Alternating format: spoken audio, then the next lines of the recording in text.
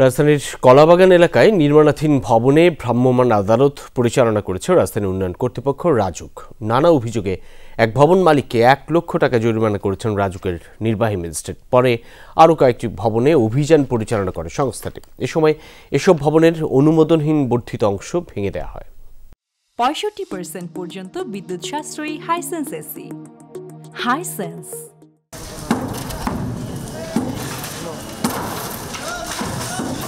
সকালে রাজধানীর কলাবাগান এলাকার বিভিন্ন নির্মাণাধীন ভবনে অভিযান চালিয়ে নকশা বহির্ভূত কোনো ভবন তৈরি হয়েছে কিনা সেসব বিষয়ে খোঁজ নেন কর্মকর্তারা। এ সময় যেসব ভবনে অভিযান চালানো হয় তার বেশিরভাগ ভবনেই ধরা পড়ে অনিয়ম। রাজুকের অনুমোদন ও স্মারক নম্বর না দেখাতে পারা সহ নানা অভিযোগে একটি ভবন মালিককে ১ লাখ টাকা জরিমানা করা হয়। এ সময় ভেঙে দেওয়া হয় ভবনটির নকশা বহির্ভূত অংশ।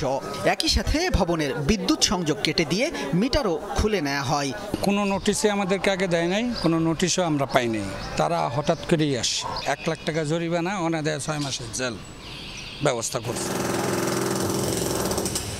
ধারাবাহিকভাবে বেশ কয়েকটি ভবনে অভিযান চালায় রাজুক। অভিযান দেখে একটি নির্মাণাধীন ভবনের গেটে তালা ঝুলিয়ে পালিয়ে যায় সংশ্লিষ্টরা।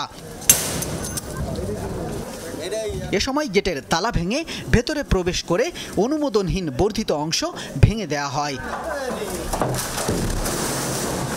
এসব ভবনে নির্মাণ কাজের কোনো নির্দেশনায় মানা হয়নি বলে জানান নির্বাহী ম্যাজিস্ট্রেট তাহমিনা পারভীন।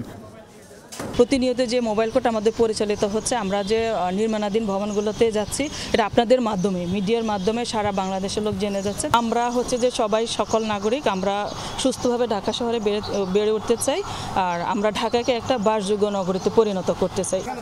অবৈধ নির্মাণাধীন ভবনের বিরুদ্ধে এই অভিযান পুরো রাজধানী জুড়েই চলবে বলে এ সময় জানান রাজুক কর্তৃপক্ষ।